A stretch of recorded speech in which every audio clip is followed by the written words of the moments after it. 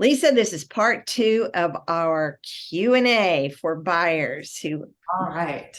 so many questions for us. So here's a typical question. When should I start looking into loans? I love it when people ask me that question because the answer is right after you talk to me, you should talk to a lender.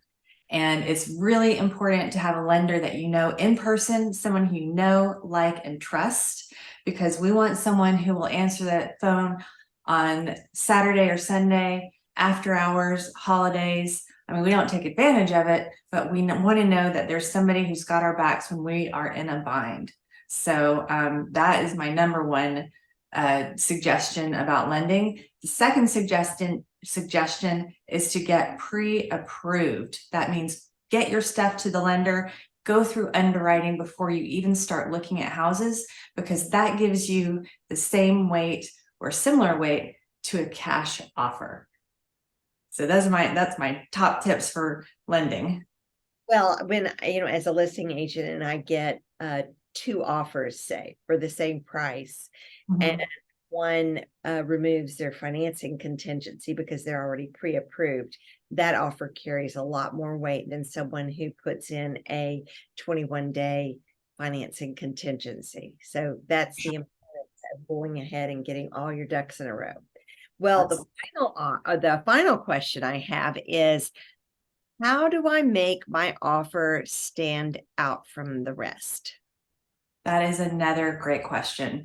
One of the best ways is to make sure that you have an agent like me or you, Sarah, who can be a real advocate for the client.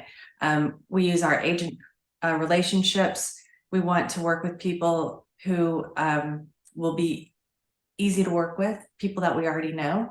Another really important thing is to understand what's important to the seller.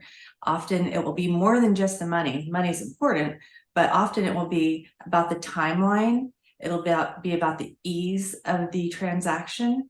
Any number of those things can be what sets you above the rest. And one last tip is that I like to use the contract itself to make my client's offer more attractive. And so if you want to know more about that, give us a call. Yes, we can talk about that. The other thing too is to keep in mind that sellers these days are wanting and expecting a temporary occupancy, of course, up to 30 days after the closing, because they need to move into their house, or maybe they even need to find a house. Maybe they put their house on the market before they bought a house. So there's that.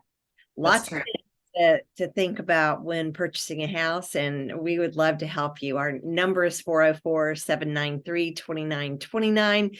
So until next time, have a great day. See you later.